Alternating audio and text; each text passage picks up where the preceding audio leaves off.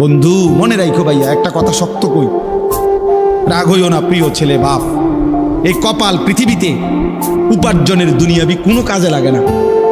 এই হাত পাও এগুলা মানুষের অঙ্গ প্রত্যঙ্গ কাজে লাগে বিভিন্ন উপার্জনের কামে।